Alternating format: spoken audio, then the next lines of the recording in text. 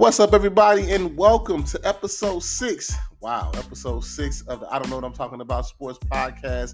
I am your host, Anthony, and this is your premium podcast for talking sports with the average guy. We made it to episode 6. Been doing this for about a month now. That's crazy. So if this is your first time listening, I appreciate you for tuning in. And if you're a recurring listener, thank you for rocking with me for over a month now. I really appreciate you clicking every week, every Sunday to listen to me. A couple of announcements to make on the IDK Sports Pod Instagram page. We're going to have 2 rankings drop every week. Every Wednesday, I will be dropping my top 5 power ranking for HBCU football every week. So check it out on Instagram. Comment, let me know if you like it. Double tap, see if you do like it. Comment if you hate it. I don't care what you do. DM me if you hate it, because some people did DM me this time to let me know that my ranking sucked. But, I don't know what I'm talking about, so I don't know why you're expecting anything else. And also, every Friday, I will drop my NFL power rankings on my IDK Sports Pod Instagram page. So like I said, follow us there for updates and look at the rankings and tell me if you disagree. Because, again, I don't know what I'm talking about. On today's episode, we have a good episode today. We're going to finish that roundtable discussion with my wife and the homies talking about homecoming season, because October officially starts homecoming season for all my HBCU family. So if you're an HBCU grad, if you're not, if you've been around one, you know what October means. It's time for homecoming season, time to get your flies, outfit, your paraphernalia, get some good food, hear the bands play, parades, all of that. So we're going to talk about homecoming season all month of October. So we started it off just talking a little bit what makes a good homecoming, who has the best homecoming. That's kind of messy, but we're going to try to talk about it anyway. I also broke down this week the type of coaches that I think that you have out here in professional sports, and their different types of traits. So now I'm breaking down what kind of coaches make good coaches or bad coaches, and what coaches win. So that's what I broke down today. And also we got a recap of an action-packed college football weekend, and some boxing news, and a little bit of preview of NFL. So I'm not gonna get too much into it. Just remember, we drop every Sunday on anywhere you get your podcast from. Spotify, Apple, Google. I'm trying to work on some more platforms to get it on, and just, so you can tap in and listen anywhere you're at. Don't forget about our power rankings that we're gonna have on the Instagram page. Don't forget to follow, like, double tap, DM, whatever, and ask me anything you want to ask, and we might talk about your topic on the show. But I'm not gonna get too much into it. We'll get into this show. So let's get it.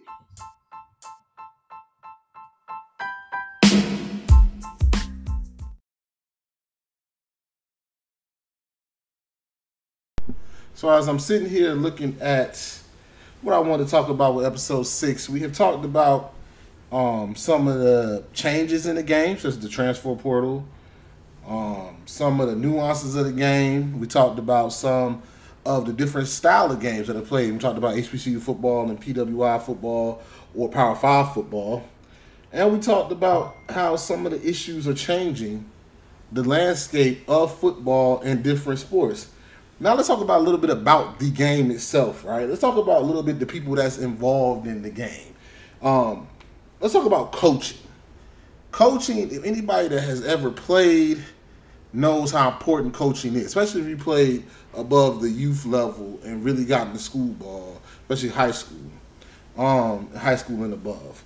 You need good coaching can change how the outcomes of games are. Good coaching can make a team that doesn't have as much talent beat a team with even more talent. Good coaching can really make players excel or reach levels that they never thought they could reach, right? So let's break down. And here I got my IDK sports types of coaches, right? Because, again, I don't know what I'm talking about. So you hear this, hit me up and say if I'm wrong, all right? My 4 types of coaches are your players coach, your motivator, the disciplinarian, and your X's and O's guy, right? Now, some of these coaches can intermingle with these different traits, right? It's not like one coach has one trait. Some coaches might be a motivator and a disciplinarian. They might motivate with discipline. Some coaches might be a player's coach, but also a good X and O's guy. So let's talk about the difference between them traits and then talk about some people who mirror some of these traits. Let's talk about a player's coach, right? A player's coach is a coach that gets to know their players, right? That really builds real relationships with their players, right? That really kind of listens to their players and kind of lets their players have a little bit more say than most coaches would, right? This coach, it really leans on them relationships to hope that you would give them the best when it's time for you to perform, right? The prime example of a person I think is a player's coach is Mike Tomlin. If you ever heard any interviews of ex-players about Mike Tomlin, nobody has anything to say about Mike Tomlin, nothing but great things to say, and they always say he's a better man than the coach, right? Mike Tomlin, from the outside looking in and from what I've heard from some of his former players, is a guy that holds people accountable but still looks at the man that's under the helmet, right? Cares about that person. Prime example, Ryan Clark has said when he wanted to go, he said he got many doctors tell him that he could play at Denver because he had the sickle cell, I think. And he almost died in 1 year. And then the next year, a couple of years later, they were supposed to go back to Denver and play, or for like a playoff game or something like that. And Ryan Clark had found doctors that said he would be okay and had precautions for him on the sidelines this time. This kept happening again. Mike Tomlin wouldn't let him play. He heard what he said, but then he said Mike Tomlin would not let him play. That is the prime examples of a player coach. Because some coaches would say, okay, this is one of my better players. I need him for this playoff game. Hey, got it. Let's see what we can do. Yeah, you got precautions. We're going to be ready this time. Nah, Mike Tomlin said that no game is that important. That is why I call him a true player's coach. My next coach is a disciplinarian. A disciplinarian is a coach that's no nonsense, takes no shenanigans, no nothing. It's kind of like remember the Titans, if you drop my ball, you run a mile.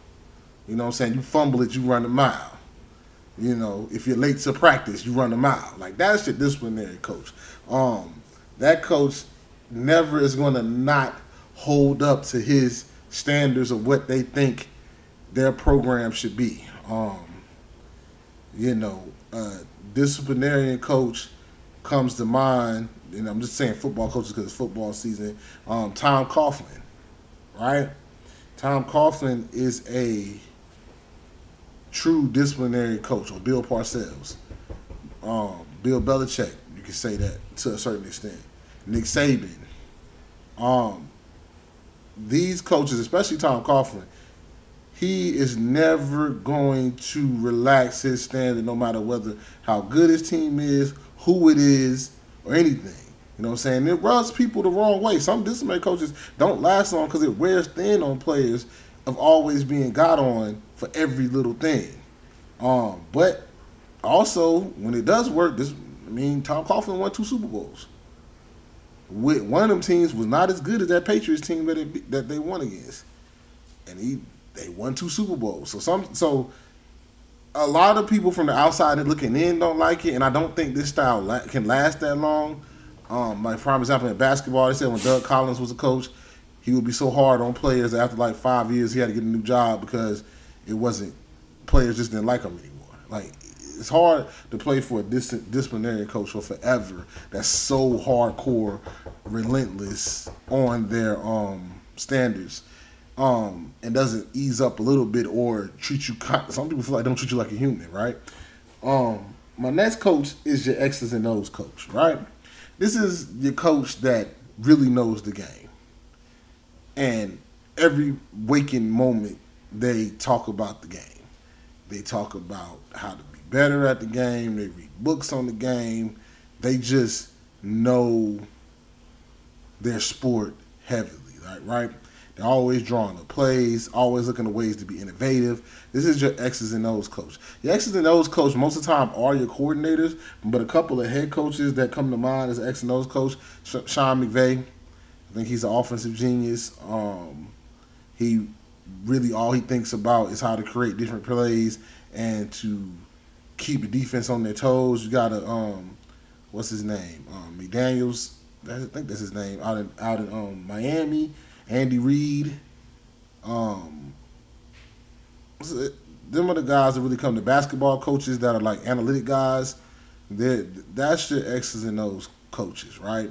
And a lot of these times, these X and O coaches never really played at a high level. They never played at a level. Some haven't played past high school, and many of them never played in the pros at all. They just really studied the game and have worked their way up to being a mastermind at the certain craft that they have. My last category is a motivator, right? The motivator is a coach that motivates you to do your best at all times. Like, you want to win for this coach. Like, this coach might not be great at X's and O's, might not be too heavy on discipline, but they can give one of the greatest pregame speeches you can ever hear. They can get you worked up and ready to go throughout the week, where you ready to really play when it comes time to play that Saturday. This coach knows what to say at the end of the game after a hard loss or a win, or knows when to gain momentum or to carry the momentum that they have, right? And I think without it being said, your motivator coach is Dion, right? Dion comes to mind, right? Like, he's not a great X and O's guy, never claimed to be. But what he does, he takes catchphrases and have them guys ready to play. He takes trash talk, have them guys ready to play. He'll call some guys out to have them ready to play. He would do anything or turn any leverage to motivate a guy or to motivate his guys to play, right? And this is just not for football. It's other motivating coach. I think Popovich is a great motivator. Hear the stories where he got on Tim Duncan most of the time to show everybody that if I can get on this Hall of Famer, then I'll just cut you. That's a motivation. Getting cut from a team is a motivation. I think like the motivator coach, sometimes for the lack of their coaching skills, and not saying that, some of the motivated coaches don't have great coaching skills, but for the lack of some of their skills, the way they can motivate players to play for them can make up for a lot of things, right? Like I said, these traits are not just one trait, not another trait. I personally think Mike Tomlin is all four of these traits. That's what makes him a great coach. I think Bill Belichick is all four of these. I think Greg Popovich is all four of these. I think Nick Saban is. I think it's some coaches that you meet every so often that know how to motivate players, know how to build a relationship with players, can hold players accountable, have very highly disciplined teams, and they know what they're talking about, X's and O's, right? I think them are your top-tier coaches.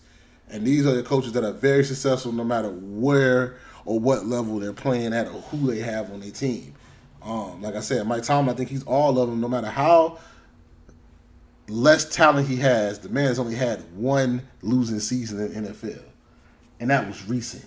He's been coaching the Steelers for a while.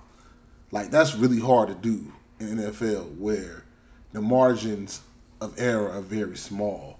I think Nick Saban, just at the level that he has won, he is a great. He has all four traits. People might see one side of him, but a lot of his players like him. You know what I'm saying? Greg Popovich is one. He had great when he has the players in place. I mean, man, that run was amazing with the Spurs, right? Now, when it comes to which style I think I would want, that I think if I was running the team, and I could say it come to me and say, Anthony, you get these are these coaches, and they all had this different trait, right?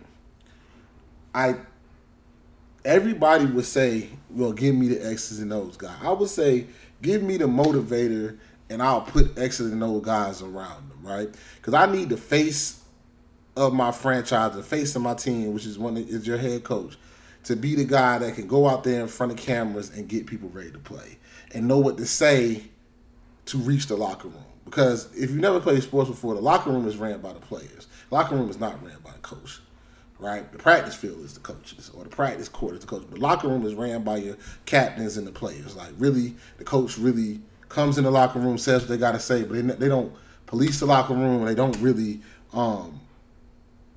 take over like the conversation in the locker room, right? But I would have a motivator, because if you have a coach that's the head coach can come in and motivate and get these guys ready to go, guys or girls ready to go in any whatever sport they're playing, right? Then I can surround this person with people that know the game, right? I can surround this person with an offensive specialist or a defensive specialist or however sport you're playing. But the you can't make up for somebody that knows what to say, when to say, at the right time, right?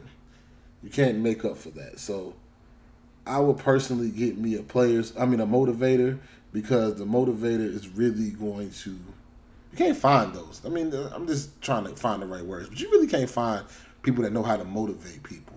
Like they say, a leader of men or a leader of people.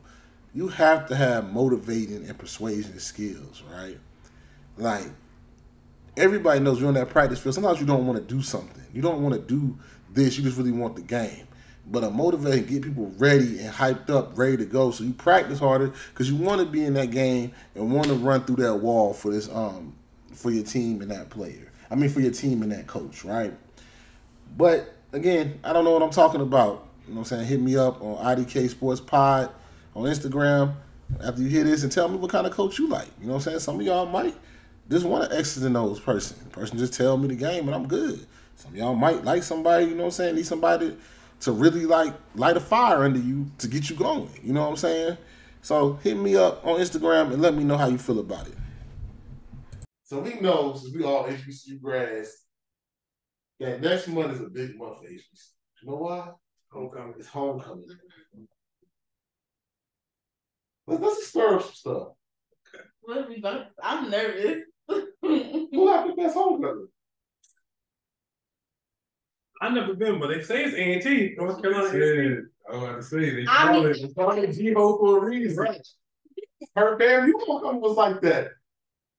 Heard that. I've only ever been to Hampton and G-Ho. And I think been all of them. Like, we've seen a lot. Yeah. I feel like you can only know who's the best if you've been to multiple. I'm going to say that G-Ho got it only because when you look up their lineups for like what they comedy show, top tier acts. Yeah. They gospel show, top tier acts.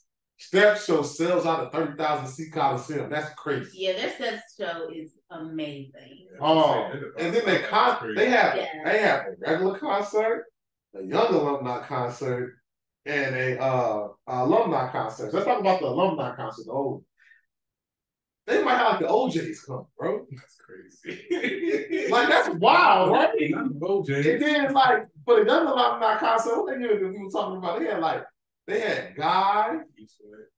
No, they had Guy, Tony, and Escape for a young alumni concert. And then you throw in a little baby and somebody else for a regular. Like, just off the name recognition, I think they had the best. But what makes a good homecoming? Is it just the concerts and stuff, or is it some more? Are you looking at me? I'm looking at anybody. Like, anytime, pop, you know. For me, it's the tailgate and the fellowship. Like, when you go to the tailgate, you're seeing everybody from each class. You're seeing people you've been seeing in years. So we speak about Hampton, you know, our class was called QTA, Quintessa A. So like each class has a different name, whatever. But you get to see people from each class from 10 years, like who graduated 10 years prior, 10 years after, and everyone gets to congregate and just meet up and just have a vibe. And that's pretty much what homecoming is to me.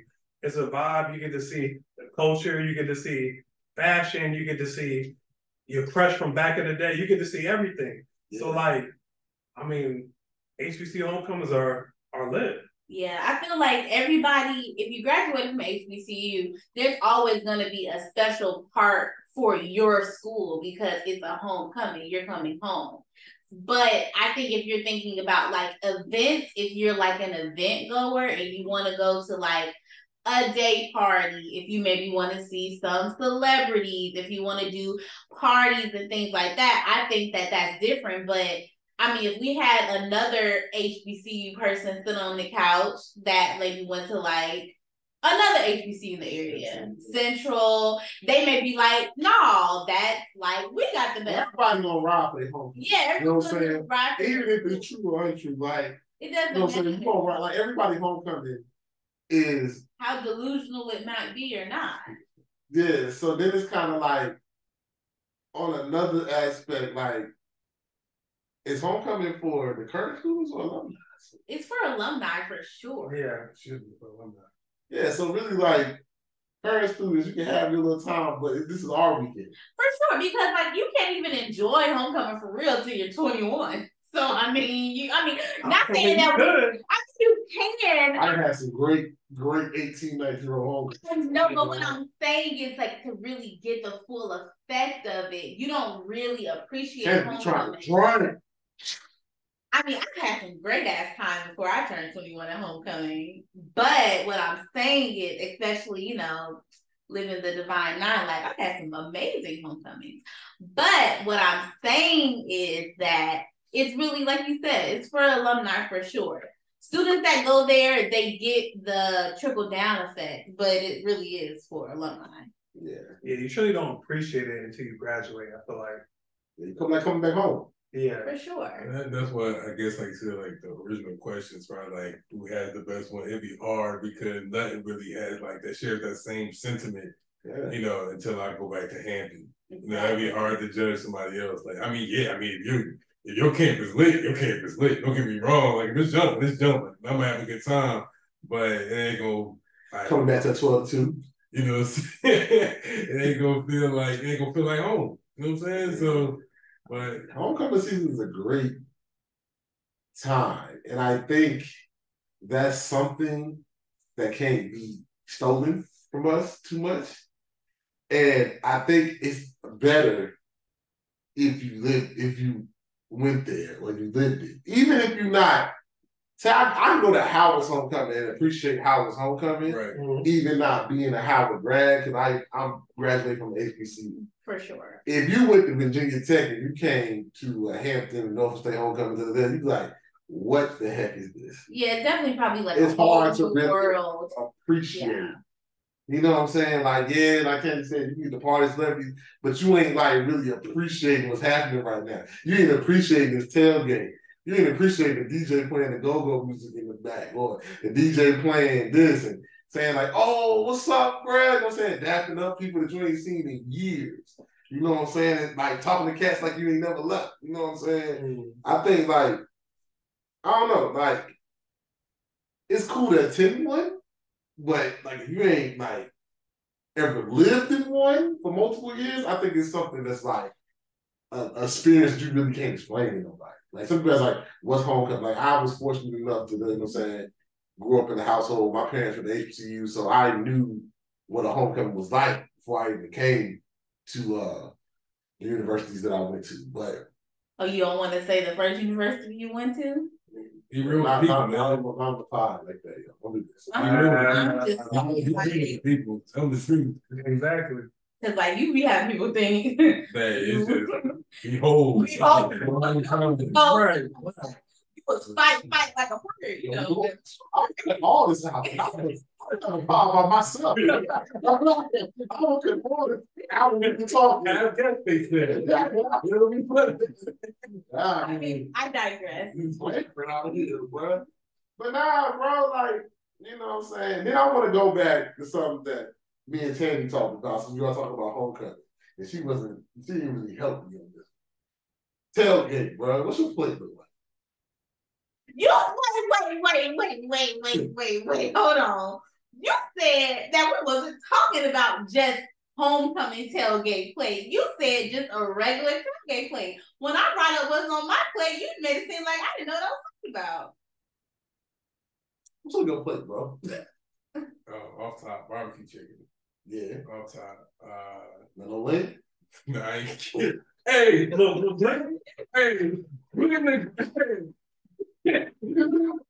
on your plate in front of thousands. That's what I'm like. I'm gonna sneak and eat the good. Eat sausage. Balls. Wow. Wow. Yo, it's so exciting. Wow.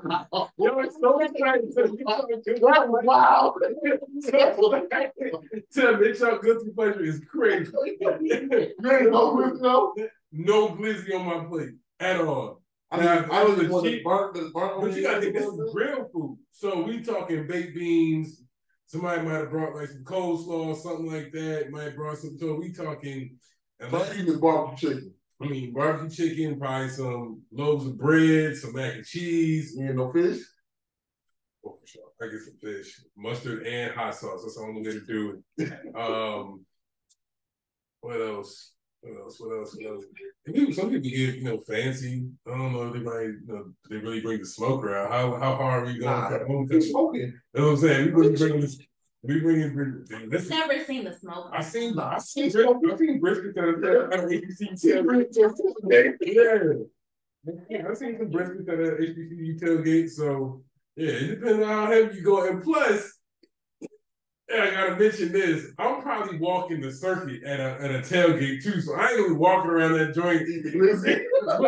That's for sure. But I ain't walking around the whole with a tailgate, with like a full stomach, and I really got. I'm gonna have like a burger, like I said, probably like a couple. I'm trying to have my go plate. I'm trying to have my go plate with a lid on clothes. You know what I mean? Lid be kind of folded up. Yeah. I can find a little treat lean on to eat. Yeah, we got to keep it fly for at least for a little bit. After a while, everybody be sweating and drunk anyway. Yeah, but the first thing, I'm not eating at a tailgate. I'm gonna come dress, fly. Fly for sure. And I'm gonna have my cup or a bottle with me. Yes, sir. And I'm gonna, I'm gonna move around. Eat something so you can survive it. I'm not saying we're not eating nothing. So I don't think about eating at home. Exactly. So that's a Hampton. This is truly a Hampton thing. Yeah. Right now. This is a Hampton thing. Because you've been to Greensboro. I have. And jokers be fly, but everybody has a plate in their hand. Yeah, but I feel like, everybody got the fish tray in their hand. Oh, wings? Let me get that too. People be double plated up there. I mean, I did not think about what I was wearing when I was. Big thanks, son. I didn't think about so much what I was wearing. That's good though. That's a cultural thing though. Yeah. Like Hampton is all like. I went to Hampton for a little while, but I found Jesus. I found Jesus, and the Lord said, "Boy, it's another way to go." Oh, Jesus. And then we said, "Behold." Uh-huh. We ain't gonna go deep into it. But being at Hampton for the time I was there, this is a real Hampton thing to say out of all three of y'all. And if y'all think about it, man, you are absolutely right. When I Nah. Stop the pie. Hold up. Howard and Hampton. If I was a Howard grad and a Hampton grad, and y'all here, y'all both would say the same thing. The fit has to matter. I would not eat, because you're going to see this fit. Period. The fashion contest to the ground. I'm thinking about what I'm wearing right now.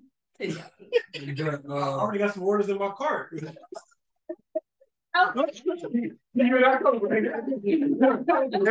to be outside at a tailgate, and then the others, like most schools say, "Oh, this way your paraphernalia." So at Greensboro, everybody's in paraphernalia.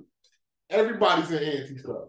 Yeah, but this everybody has plates. Though I feel like that's true. It still swag out, but everybody has plates in their hand, not really worrying. We see jokers sitting on the daggone ground eating plates. Well, I can say if you come to a Hampton homecoming, we're not in Hampton paraphernalia. We might be, but it's like maybe like it's a jacket. It's a jacket. It's a vibe.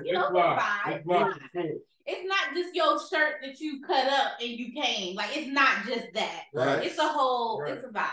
For sure. They wearing heels on hard cement. She ain't playing with them boys. And I love that y'all brought this up because this is such a Howard. And y'all wonder why all those HBCUs call y'all bougie. I mean, but I get it though. It's a fashion. Bougie is NSU homecoming like. NSU homecoming like it's gonna be a lot of paraphernalia. You'll have some vendors, but it's more of a big tailgate. It's kind of like Morgan and NSU homecoming, kind of like the same. You're gonna have people pull out their grills. You know what I'm saying? And it's more like a family vibe. You can walk almost up to any grill and like eat and stuff like that. When we went to Norfolk State homecoming, I feel like it was a variety of. If we're talking about just like what people wear, it's like a more of a variety. It's always going to be a variety. But the fact that y'all said what y'all said was so really not a variety. ain't you of y'all. There's going to be models that are it's in the park right now. Y'all don't even talk about y'all fit. Like, oh, when I pop out with this, when I pop out with this, right. Niggas gonna have hats. Niggas gonna pop out with something different. You gonna have all the girls in the same Fashion Nova dress. You know that's gonna happen. You know, that's hate. No, it's really Fashion Nova. Like, nah, for real. Like, how many homecoming parties you been to? Everybody had that same black dress. The girls had the all same black dress on. No, that's when we were all trying to say Forever 21.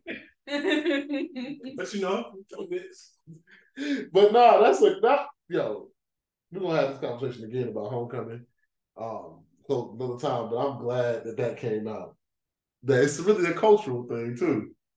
It's like the vibe. Like Hampton was one of those spots where like you had to jump. No, you dressed up for the big calf, and these new kids only know what the big calf mean. But so homecoming, even though y'all 30-something years old now, 10 years. You gotta protect the brand, bro. The swag. I gotta still put swag. You gotta protect the brand. Like you said, heels. You gotta protect the brand. I walked that ground between Holland and the stadium, and hey, heels in that. It's practice, but you can do it. Protect the brand. Yeah, that's wild. That's great. That was great. That was a great take. Clip that. I'm clipping this. that was great. Like, oh, I finally got y'all to say that y'all bougie. That's amazing. This is my court, dog. No lots of stuff. Niggas on the internet like, what the fuck? The game go for this one. You know, birthday is school. Might get that old thing back. You know what I'm saying? Start your friends to do it. Let's go. That's wild. So ain't no sweatpants and oh, absolutely not. Maybe during the COVID years they was getting that off, but like nah. So what makes it fit?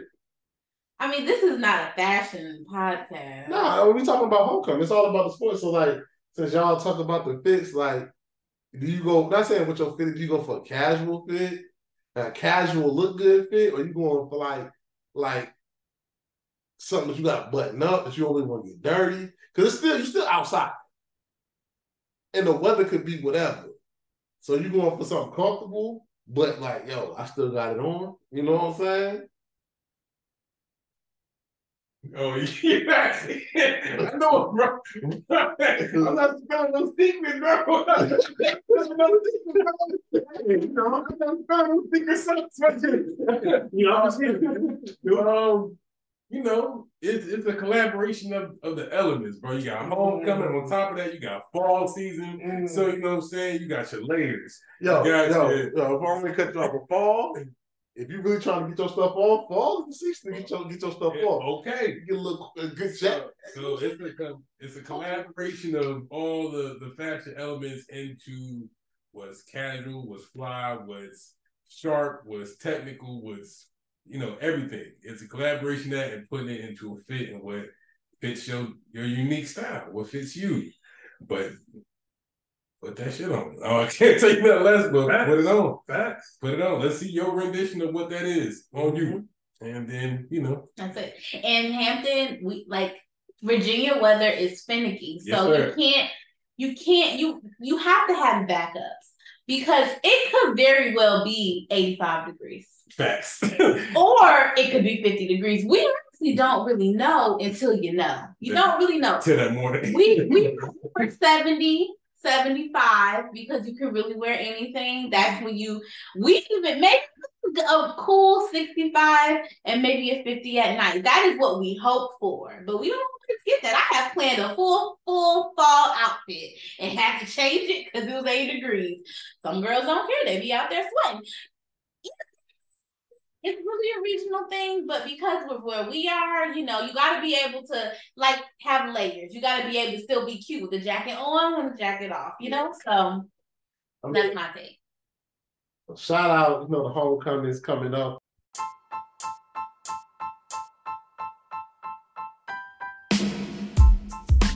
Okay, everybody, so let's recap.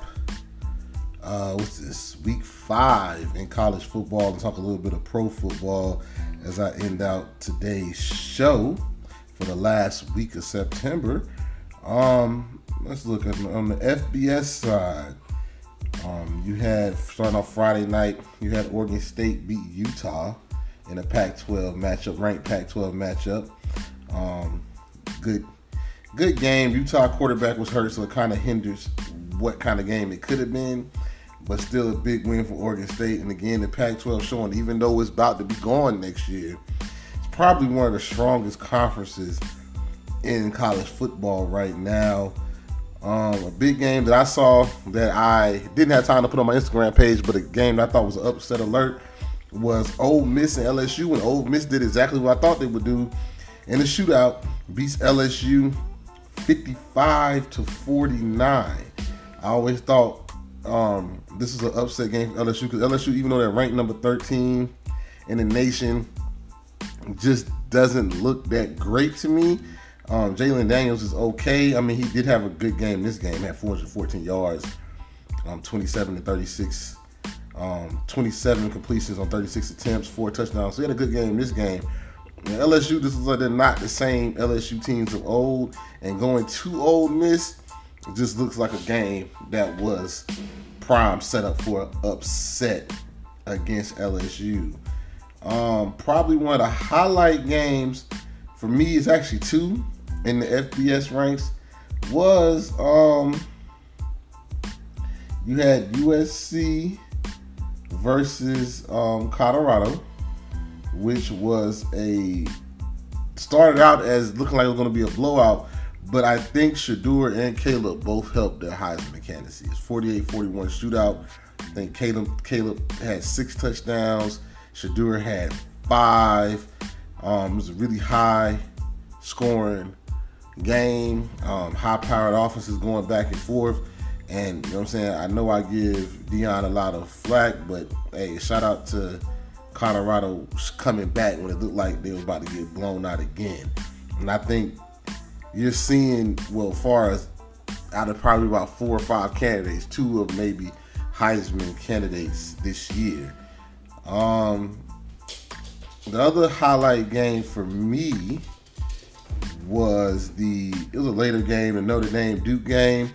I think Notre Dame, coming from that L Ohio State, needed that to beat Duke, which is a really good Duke team. They needed to beat Duke to show that they're still in the hunt for the playoff contention, because Notre Dame doesn't have a conference, so they don't have a conference championship. So beating another ranked Duke team helped them out a lot. They won it 21-14. Notre Dame is a good team. I don't know if they're like a playoff contention team, but we'll see how the year goes. They still got some big games coming up and chances to get their resume better. The most complete team, though, in FBS before I transition to HBCU football, to me, is Texas. Georgia is kind of sleepwalking through the season, so I don't know how good Georgia is because they had a hard game against Auburn. But Texas played a good Kansas team right before a trap game right before the Red River Showdown at the Cotton Bowl next week against their rival Oklahoma, and Texas handled business. They beat Alabama. They look dominant in doing it. I think they're the most complete team when it comes to defense, offense, quarterback play, all of that. So be on the lookout for Texas this year. I mean, Steve Sarkisian might have a playoff contention team. Moving on to the FCS ranks or the HBCU ranks.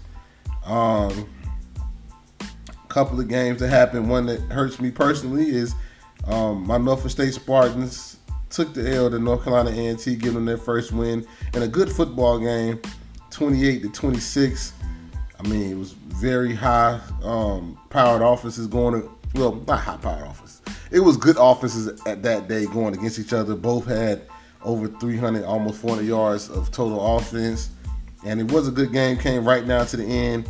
And he just made a little bit more plays than we did at that game. But it was a good crowd, good home game. Just couldn't pull out the victory. The next one is Campbell versus Central. Central had got their revenge against Campbell from their one loss last year. They beat Campbell 49-48 in overtime. Very close game. Went down to the wire. And then they blocked the PAT in overtime to win the game. So Central Central with a good win. And for those who've seen my rankings, my HBCU rankings on Wednesday, I still think they did enough to stay number one. Other wins in HBCU land, Hampton goes to Richmond and dominates against Richmond, beating them 31-14. Now, if you saw my HBCU rankings, you saw that I had Hampton ranked number 4 or 5, I want to say. I think it was 5. But with them having the wins, they're 3-1 on the season. Only lost 2 is to Norfolk State. They beaten Grambling. They beaten Howard, and then they go to Richmond and dominate against Richmond. So Hampton, for a team that was picked last in the CAA, are showing people that, hey, they might be better and ready to compete this year in the CAA. Lastly, in the SWAC, had some big games. Grambling beats Prairie View in the State Fair Classic, breaking a losing streak. I think it was a 5-year losing streak against Prairie View at the State Fair Classic. Beat them 35-20, kind of putting themselves in the driver's seat for the SWAC West competition. That was a really good win by Grambling. Had good quarterback play, and their running game is legit. And Grambling looking like real contenders to make it to the SWAC championship game. Another game was Alcorn State beats Alabama State 23-20. Kind of surprised by this one. I thought Alabama State defense was going to hold Alcorn a little bit better than that. But hey, Alcorn is a proven champion, so they win that game in overtime. So now, in my HBCU rankings that I drop every Wednesday on my Instagram page at IDK Sports Pod, you can see I'm thinking it might be a couple of SWAC teams that might move into my top 5.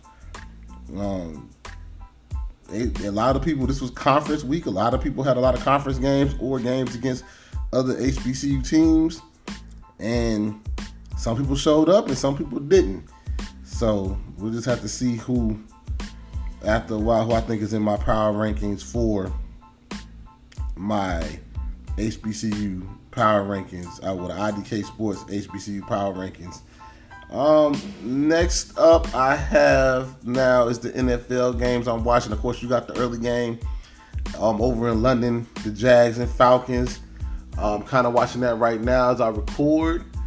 See, they got the Toy Story animation one. That's kind of neat. My son is kind of glued to that one back there, watching it on his TV. So, you know, that's kind of neat how the NFL did that one. Couple of highlight games, of course. The big one I think is Dolphins-Bills. 2 AFC East. Dolphins looking dominant. Bills trying to prove they still are top in the AFC East. Big matchup at 1 o'clock. You got the Ravens and the Browns. If you haven't seen the Browns play, that Browns defense is crazy good. Crazy good. That's going to be a close encounter. I think they're going to both cancel each other out, because I don't think the Browns offense has hit its full stride, especially with Nick Chubb getting hurt, but that defense is good enough to keep them in the game, and we'll see how that goes. Commanders-Eagles. I personally think, and I know I got some that's going to be upset with me, but I think this is a trap game for the Eagles, because the Commanders are playing good. Only reason why I would pick the Eagles still is because it's at Lincoln Financial. This game was in Washington. I would say the Commanders might catch the Eagles slipping, because I think the Eagles are still trying to figure out what kind of offense they can run the ball, but still trying to figure out their pass offense, which is an issue right now. They kind of want to figure out they want to be a deep throwing team or they want to do medium passes. And it's going to come a time. I'm saying the Eagles is not a good team. Like I had them in my power rankings that I drop every Friday for NFL. I had them ranked number 3. So I do think that the Eagles are a good team, but I think like sometimes you get caught slipping playing some teams. Any other games this week? All the other games this week, I feel like are not that competitive this week. So I just think that the NFL kind of is them the 3 games that I would like to see.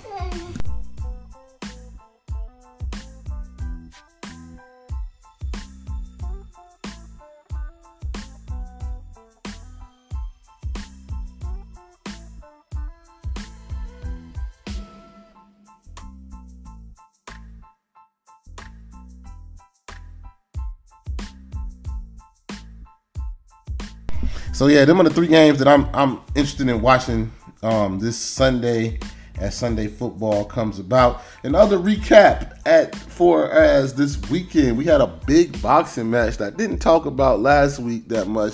Canelo versus Charlo. Didn't see the fight, saw some highlights of the fight, but from what I'm hearing, Canelo dominated the fight. Not surprised that Canelo won. I'm kind of surprised that Charlo didn't like kind of go out swinging. I heard he kind of covered up so he wouldn't get knocked out.